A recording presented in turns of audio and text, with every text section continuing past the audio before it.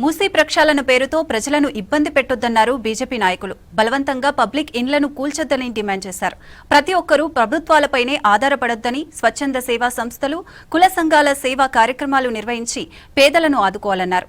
ఎన్నికల హామీ మేరకు డీఎస్సీ నోటిఫికేషన్ వెంటనే రాష్ట్ర ప్రభుత్వం విడుదల చేయాలన్నారు.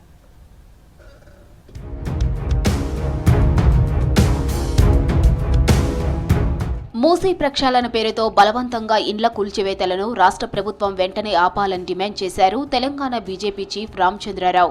హైదరాబాద్ మూసీ పరివాహక ప్రాంతంలో మూసీ గోస బీజేపీ భరోసా పేరిట పరామర్శ యాత్ర చేపట్టినట్లు తెలిపారు. బాపుఘాట్ దగ్గర మహాత్మాగాంధీ విగ్రహానికి పూలమాల వేసి నివాళులర్పించారు. అక్కడి నుంచి యాత్రను ప్రారంభించారు. స్థానికులతో మాట్లాడి వివరాలు తెలుసుకున్నారు. కాంగ్రెస్ ప్రభుత్వం గాంధీ సరోవర్ ఒక ప్రాజెక్టు పేరు మీద ఈరోజు చాలా ప్రతిష్టాత్మకంగా 4,000 కోట్ల రూపాయలు ఏడీబీ బ్యాంక్ నుంచి లోన్ తీసుకుని ఇది కడతా ఉన్నారు.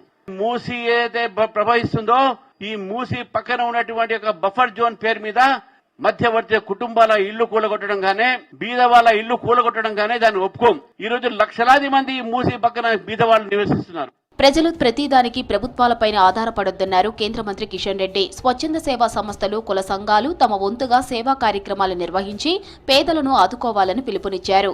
సికింద్రాబాద్ వెస్ట్ మారేడుపల్లిలో రెనోవేషన్ చేసిన పద్మశాలి కళ్యాణ మండపాన్ని ప్రారంభించారు. సేవా కార్యక్రమాలతో పద్మశాలి సంఘం ప్రత్యేక గుర్తింపు దక్కించుకుందన్నారు కిషన్ రెడ్డి.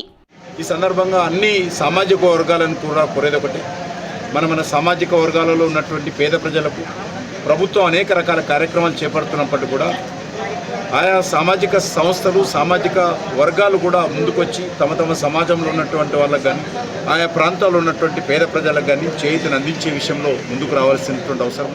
తెలంగాణలో డీఎస్సీ నోటిఫికేషన్ను వెంటనే విడుదల చేయాలని డిమాండ్ చేశారు బీసీ సంక్షేమ సంఘం జాతీయ అధ్యక్షుడు, రాజ్యసభ సభ్యుడు ఆర్ కృష్ణయ్య. నిరుద్యోగుల సమస్యలను రాష్ట్ర ప్రభుత్వం పట్టించుకోకపోవడం చాలా బాధాకరమన్నారు. నిరుద్యోగ జేఏసీ చైర్మన్ నీల వెంకటేష్ ఆధ్వర్యంలో లక్డీకాపూల్లోని పాఠశాల విద్యాశాఖ కమిషనర్ కార్యాలయం ముందు ధర్నా నిర్వహించారు. ఈ రోజు నిరుద్యోగులందరూ తీవ్ర ఆగ్రహంతో ఉన్నారు. అందుకే డీఎస్సీ ఒకేసారి వేశాడు. 11,000 టీచర్ పోస్టులు భర్తీ చేశారు. వెంటనే డీఎస్సీ ఖాళీగా ఉన్నాయి. గవర్నమెంట్ స్కూళ్ళల్లో 20,000 ఉన్నాయి, ఏడేడు స్కూళ్ళలో 5,000 ఉన్నాయి, ఎస్సీ ఎస్టీ బీసీ మైనారిటీ స్కూళ్ళల్లో 10,000 ఉన్నాయి. ఈ విషయం లోపల ప్రతి ఒక్క నిరుద్యోగులు డీఎస్సీ వేసే వరకు ఉద్యోగం పెద్ద ఎత్తున చేయాలని చెప్పి డిసైడ్ చేయడం జరిగింది. సర్వైకల్ క్యాన్సర్ రహిత సమాజాన్ని నిర్మిద్దామన్నారు కేంద్ర మంత్రి కిషన్ రెడ్డి. ఈ నెల 28న దేశవ్యాప్తంగా అన్ని ప్రభుత్వ ఆరోగ్య కేంద్రాల్లో ఉచితంగా గర్భాశయ ముఖద్వార క్యాన్సర్ నివారణకు హెచ్పీవీ టీకాలను పంపిణీ చేస్తున్నామని చెప్పారు. భారతదేశ భవిష్యత్తును నిర్మించే ఆడబిడ్డల ఆరోగ్యంపై ప్రధాని మోదీ సర్కార్ చారిత్రాత్మక నిర్ణయం తీసుకుందని ఎక్స్లో పోస్టు చేశారు.